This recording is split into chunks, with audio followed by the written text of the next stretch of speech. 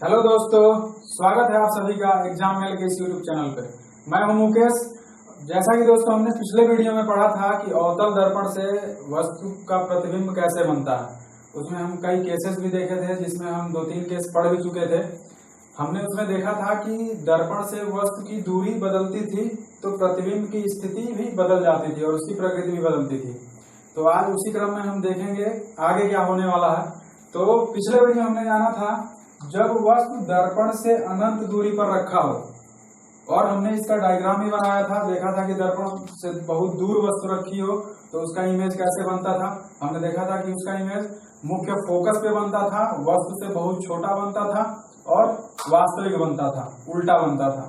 वैसे ही second case में हमने देखा था जब वस्तु दर्पण के वक्रता केंद्र और अनंत के बीच रखा हो, यानी अनंत से उठा के हमने थोड़ा और नजदीक कर दिया था वस्तु को, अर्थात दर्पण के वक्रता केंद्र और अनंत के बीच में रखा था। और उस टाइम हमने देखा था कि वस्तु का प्रतिबिंब कहाँ बनता था, दर्पण के वक्रता केंद्र और मुख्य फोकस के बीच में उल्टा और वास्तविक प्रतिबिंब बनता था और वस्तु से छोटा प्रतिबिंब बनता था। मुझे उम्मीद है कि पिछली वीडियो आपने देखा होगा और हर चीज आपको समझ में आ गया होगा। यहाँ पे मैं बस रिवीजन के लिए ये चीजें बता रहा हूँ। अगला कंडीशन है जब वस्तु दर्पण के वक्रता केंद्र पे रखा हो। थर्ड कंडीशन में हमने देखा था कि क्या वस्तु को और नजदीक लेके आए थे, और नजदीक में कहाँ आ गई थी वस्तु, दर्पण के वक्रता केंद्र पर।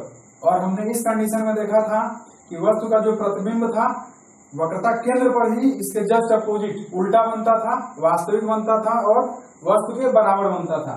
और आज अगले कंडीशन में हम देखेंगे, और वैसे अवतल दर्पण में आपके 6 केसेज हैं, 6 स्थितियां हैं वस्तु की, जिसमें हम 3 पढ़ चुके हैं। आज हम चौथा, 5वां और 6 नंबर का देखेंगे। चौथा है जब वस्तु दर्पण के वक्रता केंद्र और मुख्य फोकस के बीच हो।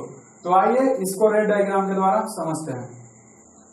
तो दोस्तों आइए चौथा कंडीशन देखते हैं, जब वस्तु दर्पण के वक्रता केंद्र और मुख्य फोकस के बीच हो।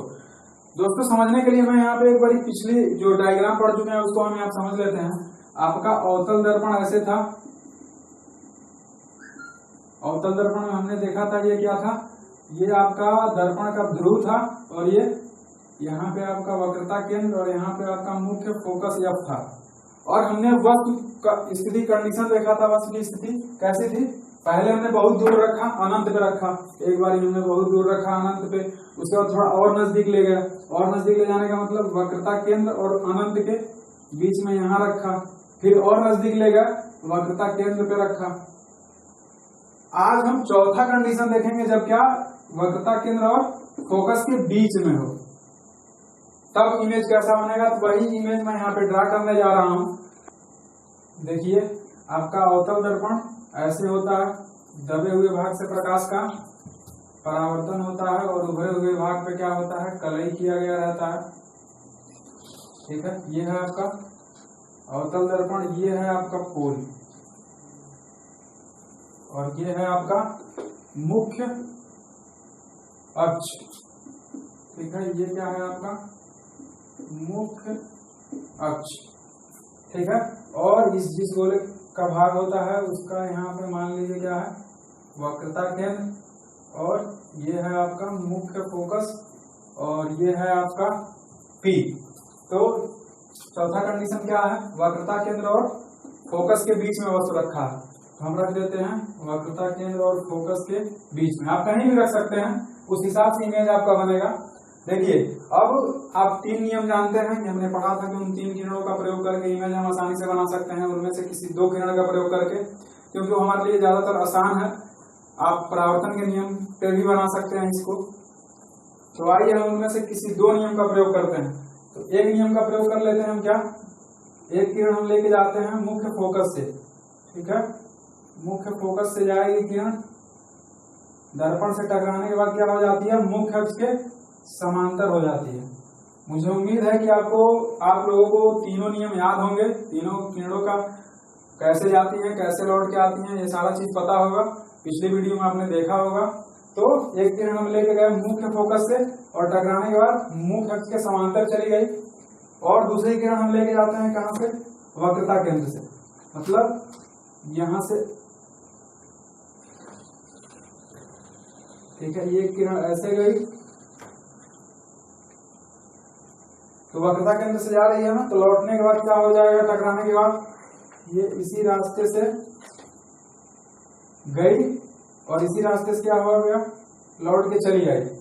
तो दोनों किरणें परावर्तन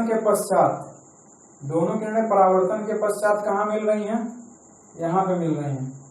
तो ये था मेरा वस्तु, क्या था, ए बी।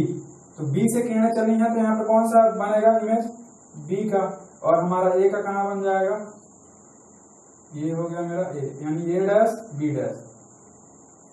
तो देखिए आप इस फिगर को बिल्कुल अच्छे तरीके से समझ गए होंगे। दो किरणों का उपयोग किए हैं हम, उन दोनों को यहाँ पे बी पे मिल रही हैं, तो यहाँ पे क्या बन गया, इमेज बन गया ए बी का, ए डैश बी डैश। अब आपको क्या बताना था कि प्रतिबिंब की स्थिति कहाँ पे थी, प्रतिबिंब की स्थिति प्रतिबिंब का आकार और प्रतिबिंब की प्रकृति, ये तीन चीज आपसे एग्जाम में पूछेगा, तो इन तीन चीजों को ही बताना है। तो आप बताइए ए बी, जब वस्तु वक्रता केंद्र और मुख्य फोकस के बीच में रखी हो तो वस्तु का प्रतिबिंब कैसा बनता है, उसकी स्थिति और प्रकृति बताइए। तो आप खुद बताइए क्या है, वस्तु ये भी छोटा था ना, और क्या बन रहा है, प्रतिबिंब बड़ा बन रहा है, और कहाँ बन रहा है, वक्रता केंद्र और ये अनंत है, तो वक्रता केंद्र और अनंत के बीच में बन रहा है।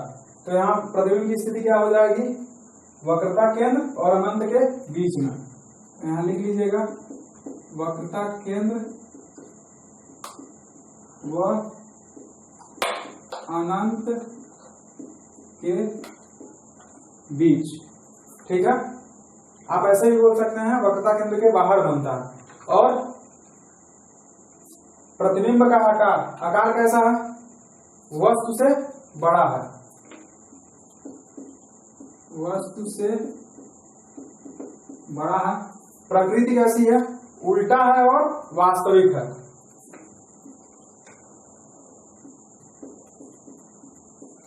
उल्टा और वास्तविक, ठीक है।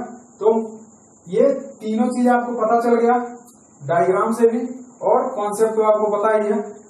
तो ये स्पष्ट दिख रहा है कि ए बी का image A dash B dash बना है, जो वस्तु से बड़ा है, वक्रता केंद्र और अनंत के बीच में बना है, उल्टा बना है और वास्तविक बना, ठीक है। तो आइए बढ़ते हैं अगले कंडीशन की तरफ।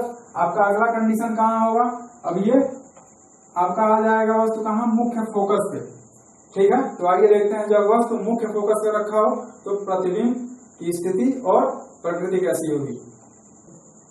दोस्तों पांचवा कंडीशन देखते हैं, जब वस्तु दर्पण के मुख्य फोकस पर स्थित हो। अभी वस्तु कहाँ थी, पहले वक्रता केंद्र और मुख्य फोकस के बीच में थी, अब थोड़ा और नजदीक ले गए, कहाँ पे रख दिए, मुख्य फोकस पे, ठीक है। तो अब देखिए ये है आपका ए बी। अब आप दो किरणों को लीजिए और उसका प्रकाश का परावर्तन कराइए। तो ये मैं एक लेके चलता हूँ कहाँ से, मुख्य अक्ष के समांतर, और ये दर्पण से परावर्तन के पश्चात कहाँ से जाएगी, मुख्य फोकस से जाती है, ठीक है। एक किरण कोई और लेके चलिए, एक किरण हम लेके चलते हैं कहाँ से, ऐसे, ठीक है। तो देखिए ये वक्रता केंद्र से जा रही है ना, तो दर्पण से परावर्तन के पश्चात क्या होगा, इसी रास्ते वापस चली जाएगी। सॉरी रफ डायग्राम है इसलिए ऐसा बन रहा है। आप अब देखिए ये दोनों किरणें कहाँ मिलेंगी, अनंत में जाकर मिलेंगी। आप इसको आगे बढ़ाएंगे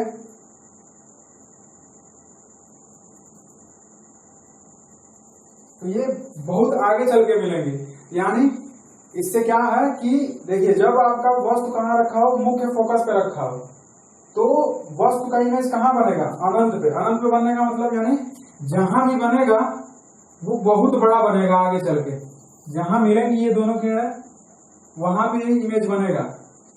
तो यहां से क्या तात्पर्य हो रहा है कि प्रतिबिंब की स्थिति कहाँ होगी, जब मुख्य फोकस पर वस्तु होगा तो प्रतिबिंब की स्थिति अनंत में होगी, ठीक है, दर्पण से अनंत दूरी पे। और प्रतिबिंब का आकार कैसा होगा, यहां पे लिख लेते हैं प्रतिबिंब की स्थिति।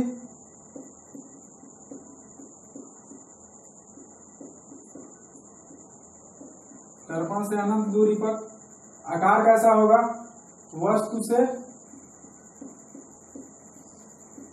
बड़ा। और प्रकृति कैसी होगी, देखिए यहाँ पे सीधा है तो आपको लग रहा है कि इधर कहाँ बनेगा, उल्टा बनेगा ना, तो ये प्रतिबिंब की प्रकृति कैसी हो जाएगी, उल्टा। और ये वास्तव में आगे जाके मिलेंगी ना, वास्तव में मिलेंगी तो क्या बनेगा, वास्तविक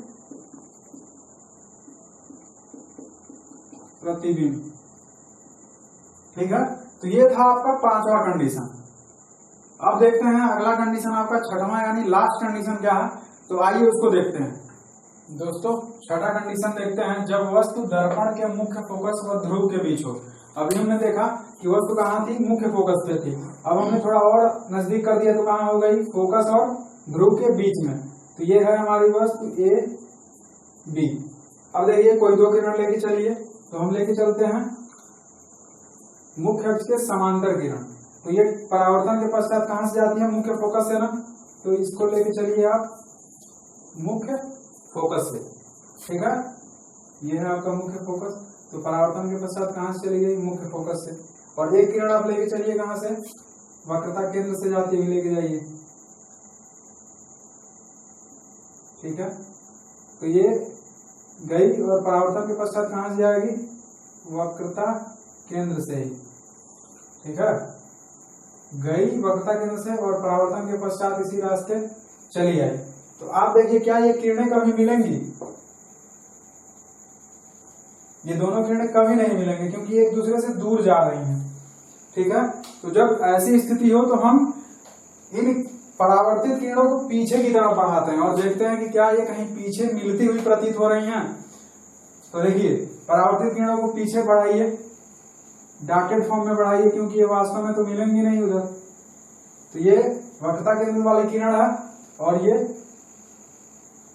आप इस किरण को मत बढ़ाइएगा, जो परावर्तित हुई है उस किरण को बढ़ाना, क्योंकि परावर्तित किरण ही इमेज बनाती है।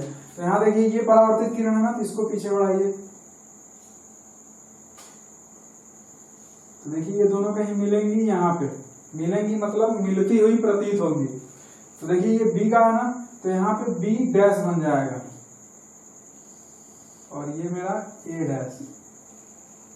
अब यहां से आपको समझ में आ रहा होगा क्या कि यहाँ पे कौन सा प्रतिबिंब बना है, आभासी प्रतिबिंब बना, क्योंकि किरणें यहाँ पे क्या हो रही है, मिलती हुई प्रतीत हो रही हैं, वास्तव में नहीं मिल रही हैं। और हमने पिछले वीडियो में समझ लिया है कि आभासी प्रतिबिंब क्या होता है और वास्तविक प्रतिबिंब क्या होता है। अब देखिए हमने ये भी बताया था कि जब प्रतिबिंब क्या हो, सीधा हो, तो वो क्या होता है, आभासी होता है। देखिए यहाँ पे प्रतिबिंब क्या है, ए बी इस तरीके से है, तो ये भी यहाँ पे मेरा प्रतिबिंब बन गया। तो आप समझ गए होंगे कि अवतल दर्पण से एक ही कंडीशन होता है और वो लास्ट कंडीशन होता है कि जब वस्तु मुख्य फोकस और ध्रुव के बीच हो तो प्रतिबिंब कैसा बनता है, आभासी प्रतिबिंब बनता है। अभी तक आपने जितना कंडीशन पीछे पढ़ा उसमें कैसा बनता था, वास्तविक प्रतिबिंब बनता था, लेकिन एक कंडीशन यही है कि आभासी प्रतिबिंब बन रहा है। और कैसा बन रहा है, वस्तु से बड़ा बन रहा है और दर्पण के पीछे।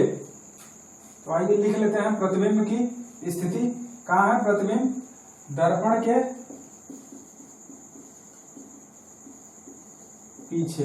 दर्पण के पीछे कहने का सेंस है कि दर्पण के अंदर बन रहा है, पीछे थोड़ी ना बनेगा, पीछे जाके देखोगे तो पीछे प्रतिबिंब थोड़ी नहीं दिखेगा। दर्पण के अंदर प्रतिबिंब का आकार कैसा है, वस्तु से बड़ा है, वस्तु से बड़ा। और प्रतिबिंब की प्रकृति कैसे है, देखिए सीधा बना है और कैसा प्रतिबिंब है, आभासी है, सीधा और आभासी, ठीक है। तो ये रहा आपका अवतल दर्पण द्वारा प्रतिबिंब के बनने के जो 6 केसेस थे। ये इतने कंडीशन थे आपके, 6 कंडीशन। मुझे उम्मीद है कि ये 6 कंडीशन आप समझ गए होंगे। इसको आइए सारणीबद्ध तरीके से 6 कंडीशन को एक बारी में हम देख लेते हैं कि वस्तु कहाँ होगी तो इमेज कैसा और कहाँ बनेगा। तो आइए दोस्तों उन 6 केसेस को एक बार जल्दी से देख लेते हैं। देखिए इसमें वस्तु की स्थिति है सारणीबद्ध तरीके से, और उसमें हमने दिखा दिया प्रतिबिंब की स्थिति, प्रतिबिंब का आकार और प्रतिबिंब की प्रकृति। देखिए वस्तु की स्थिति कहाँ होगी, जब अनंत पर होगी तो प्रतिबिंब कहाँ बनेगा, मुख्य फोकस पर बनता था, वस्तु से अत्यंत छोटा बनता था, उल्टा और वास्तविक बनता था।